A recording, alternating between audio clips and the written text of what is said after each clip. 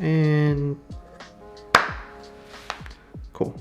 One little clap to get it synced. How's it going, everybody? Welcome back. Thanks for taking time out of your day to be a part of mine. If you're new, thanks for stopping by.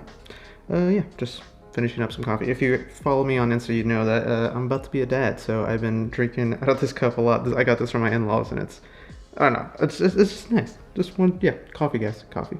It's good.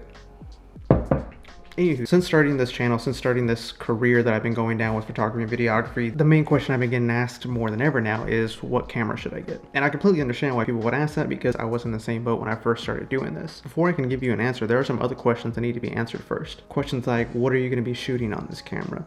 Is this just a hobby, or are you planning on doing this as a career? Or are you going to be using this camera every once in a while, or is it something you're going to be picking up all the time? Are you going to be doing a lot of photos? Are you going to be doing a lot of video? Are you doing both? Those are just some basic questions that I started thinking about when I first started getting into this, because I wanted to make sure I spent my money wisely, plain and simple, and I used my time wisely. I didn't want to just grab stuff and start doing things and realize this isn't anything that I like doing, and then I'm just stuck with all this wasteless gear and it's just collecting dust or whichever. I don't know, however you want to say it. Before I get into anything else too, I want to say that this is for beginners. These suggestions are not for people who already know everything about cameras, who know that they need a camera that can shoot 8K, RAW, 16-bit, that can shoot 120 frames per second, that wants to be able to shoot it in a log format. I mean, those type of things. If you know all the information already, this video is not for you. This is for someone who's strictly starting right off from the beginning, don't know what they're looking for, so they're just looking for a little bit of guidance. I figured the best way of approaching this is going off by price, so let's dive right into that. The cheapest option, of course, is using a camera phone. Camera phones nowadays, the sensor, the focal length, and even the software that goes into them to make sure that they capture a good image is really all that you need to get started.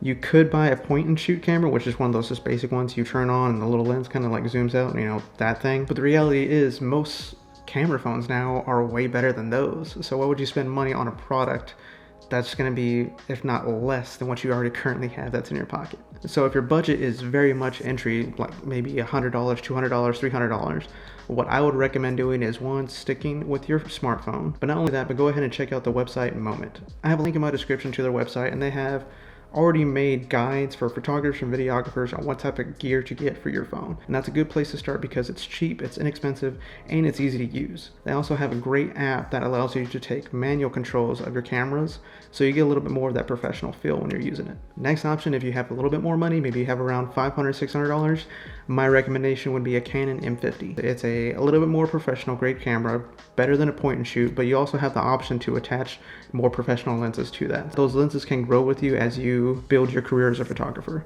You can use those lenses on other camera bodies versus just having to buy more over and over. Now, if you have a little bit more money and you're around that $1,000 range, the next two cameras I would recommend is a Canon EOS RP and the Sony A6400. Both of those cameras are mirrorless cameras, and the benefit of having a mirrorless camera is you can do what's a live view of your photo. So anytime you make a change to whether it's your shutter, your aperture, your ISO, you see those within the viewfinder, so you know what your image is already going to look like before you take it. Having the option to see what you're taking in the viewfinder versus waiting after the fact helps out a lot. Lastly, if you have a little bit more money and you're around the $1,000 and like $500 range, you can get the camera that I have, which is the EOS R. Not the RP, the R. Now, all these cameras that I'm talking about, I'm gonna leave in the description box below.